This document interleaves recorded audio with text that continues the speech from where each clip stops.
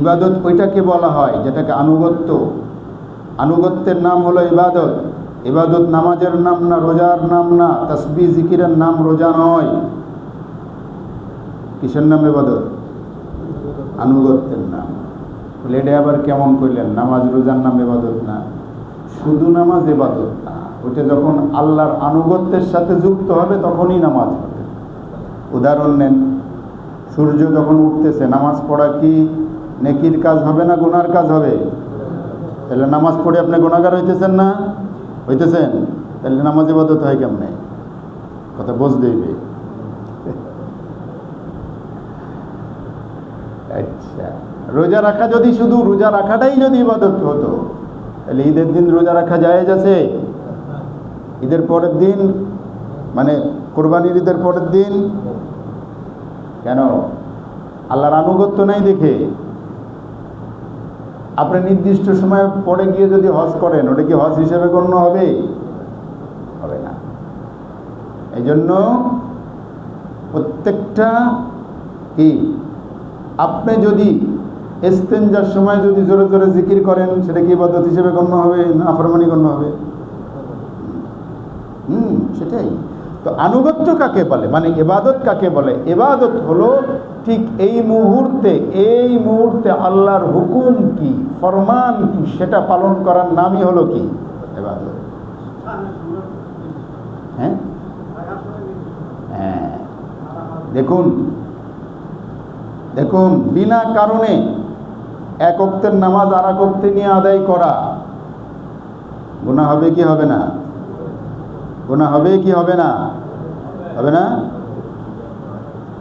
আরাফাত দিনে আপনি আসরের নামাজ আগায় নিয়ে জোহরে পড়বেন। আপনি এখন মনে করছেন যে ঠিক আছে, সকালবেলায় সারাদিন কাজকর্ম আছে, এক কাজ করি, ফজর জোহর আসর মাগরিব ইশা সবগুলো একসাথে পড়ে তারপরে ব্যাস সারাদিন ফ্রি হয়ে যায়। সুযোগ আছে? ইন্নাস সালাতা কানাত আলাল মুমিনিনা কিতাবাম মাওকুতা, নিশ্চয়ই নামাজ মুমিনদের জন্য নির্ধারিত সময় ফরজ হয়েছে, নির্দিষ্ট টাইমে, ঠিক না? তাহলে ইন্নাস সালাতা কানাত আলাল মুমিনিনা কিতাবাম মাওকুতা, নির্দিষ্ট সময় নামাজ ফরজ।